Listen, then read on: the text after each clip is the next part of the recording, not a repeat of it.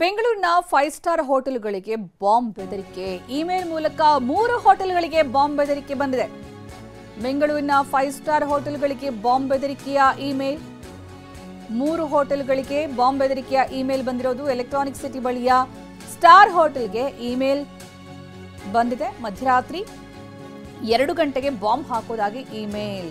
ಬೆಳಗ್ಗೆ ಹೋಟೆಲ್ ಸಿಬ್ಬಂದಿ ಮೇಲ್ ಪರಿಶೀಲಿಸಿದಾಗ ಈ ವಿಚಾರ ಬೆಳಕಿಗೆ ಬಂದಿದೆ. ನಂತರ ತಕ್ಷಣ ಗಾಬರಿಗೊಂಡು ಪೊಲೀಸರಿಗೆ ಸಿಬ್ಬಂದಿ ಮಾಹಿತಿಯನ್ನು ಕೊಟ್ಟಿದ್ದಾರೆ. ಹೋಟೆಲ್ಗೆ ಬಾಂಬ್ ಸ್ಕ್ವಾಡ್ ಪೊಲೀಸರು ಭೇಟಿ ಕೊಟ್ಟಿದ್ದಾರೆ. ಪರಿಶೀಲನೆ ಕೂಡ ನಡೆಸ್ತಾ ಇದ್ದಾರೆ. ಇನ್ನೂ ಕೂಡ ಹೋಟೆಲಲ್ಲಿ ಬಾಂಬ್ ಸ್ಕ್ವಾಡ್ ಪರಿಶೀಲನೆ ನಡೆಸ್ತಾ ಇದೆ. ಈ ರೀತಿಯ ಬೆದರಿಕೆಯ ಇಮೇಲ್ಗಳು ಹಲವು ಬಾರಿ ಬಂದಿದ್ದೇವೆ ಬೆಂಗಳೂರಿನಲ್ಲಿ. ಅದರಲ್ಲೂ ಕೂಡ ಸ್ಕೂಲ್ಗಳಿಗೆ ಅವತ್ತು 60-70 ಸ್ಕೂಲ್ಗಳಿಗೆ ಒಂದೇ ಬಾರಿಗೆ ಈ ರೀತಿಯ ಬೆದರಿಕೆ ಇಮೇಲ್ ಬಂದು ಸಾಕಷ್ಟು ಆತಂಕ ಸೃಷ್ಟಿಯಾಗಿತ್ತು. ಅದಾದ ನಂತರ ರಾಮೇಶ್ವರಂ ಕೆಫೆ ಬಾಂಬ್ ಸ್ಫೋಟ ಪ್ರಕರಣವನ್ನು ಗಮನಿಸಿದ್ವಿ. ಇದೀಗ ಸ್ಟಾರ್ ಹೋಟೆಲ್ಗಳಿಗೆ ಇಮೇಲ್ ಬೆದರಿಕೆಯ ಇಮೇಲ್ ಬಂದಿರೋದು. ಇನ್ನು ಇದರ ಜಾಡು ಬೆನ್ನತ್ತಿ ಈಗ ಪರಿಶೀಲನೆಗೆ ಇಳಿದಿದ್ದಾರೆ ಪೊಲೀಸರು. ಇನ್ನು ಬಾಂಬ್ ಸ್ಕ್ವಾಡ್ ಕೂಡ ಅಲ್ಲಿ ಪರಿಶೀಲನೆ ನಡೆಸ್ತಾ ಇದೆ. ಮಧ್ಯರಾತ್ರಿ 2 ಗಂಟೆಗೆ ಬಂದಿರುವಂತಹ ಇಮೇಲ್ ಇದು. ಸ್ಟಾರ್ ಹೋಟೆಲ್ಗಳಿಗೆ 3 ಹೋಟೆಲ್ಗಳಿಗೆ ಬಾಂಬ್ ಹಾಕೋದಾಗಿ ಬೆದರಿಕೆಯ ಇಮೇಲ್ ಇದು. ಇನ್ನು ಯಾರು ಇಮೇಲ್ ಮಾಡಿದ್ದಾರೆ, ಇದು ಹುಸಿ ಬಾಂಬ್ ಇಮೇಲಾ ಅಥವಾ ಈ ಬಗ್ಗೆ ಇನ್ನಷ್ಟು ಮಾಹಿತಿ ಸಿಗಬೇಕಾಗಿದೆ. ಸದ್ಯಕ್ಕೆ ಈಗ ಒಂದು ಇಮೇಲ್ ಬಂದಾಗಂತೂ ಎಚ್ಚರಿಕೆಯಿಂದ ಎಲ್ಲ ಪರಿಶೀಲನೆ ಮಾಡೋದು ಅತ್ಯಂತ ಅಗತ್ಯವಾಗಿದೆ. ಈ ಬಗ್ಗೆ ಹೆಚ್ಚಿನ ಮಾಹಿತಿ ನೀಡ್ತಾರೆ ನಮ್ಮ ಪ್ರತಿನಿಧಿ ರಾಜಪ್ಪ.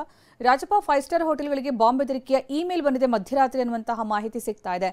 ಇದರ ಸತ್ಯಾಸತ್ಯತೆ ಏನು ಮತ್ತು ಈ ಬಗ್ಗೆ ಏನು ಹೆಚ್ಚಿನ ಡೀಟೇಲ್ಸ್ ಇದೆ?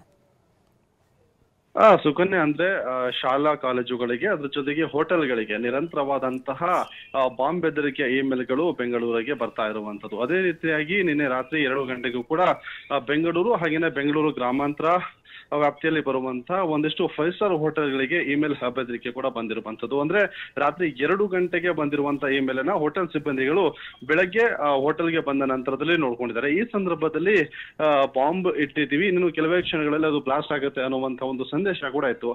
ತಕ್ಷಣ ಪೊಲೀಸರಿಗೆ ಮಾಹಿತಿಯನ್ನ ಕೊಡ್ತಾರೆ. ಪೊಲೀಸರು ಸ್ಥಳಕ್ಕೆ ಬಂದು ಪರಿಶೀಲನೆ ಕೂಡ ನಡೆಸ್ತಾರೆ.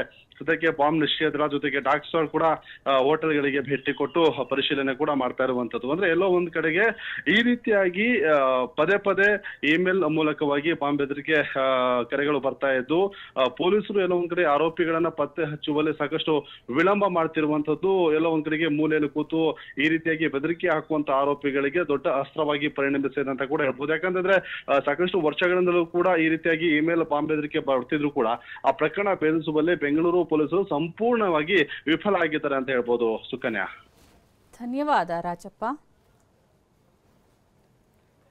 ಬಾಂಬ್ ಬೆದರಿಕೆಯ ಇಮೇಲ್ಗಳು ಬಂದು ನಿಜಕ್ಕೂ ಕೂಡ ಆತಂಕ ಸೃಷ್ಟಿ ಮಾಡಿಬೇಕು. ಯಾಕಂದರೆ ಇಲ್ಲಿ 5 ಸ್ಟಾರ್ ಹೋಟೆಲ್ಗಳು ಅಂದರೆ ಅನೇಕ ಗಣ್ಯರು ಅಲ್ಲಿ ಸ್ಟೇ ಮಾಡಿರ್ತಾರೆ. ಜೊತೆಗೆ ದೇಶ ವಿದೇಶದ ಪ್ರವಾಸಿಗರು ಕೂಡ ಆಗಮಿಸಿರ್ತಾರೆ. ಹಲವು VIP ಗಳು ಕೂಡ ಅಲ್ಲಿ ಸ್ಟೇ ಮಾಡಿರ್ತಾರೆ. ಈ ಸಂದರ್ಭ ಬಾಂಬ್ ಬೆದರಿಕೆಯ ಇಮೇಲ್ ಕ್ಷಣಕಾಲಲ್ಲಿನ ಸಿಬ್ಬಂದಿಗೆ ಆತಂಕ ತರಿಸಿದಂತೂ ನಿಜ.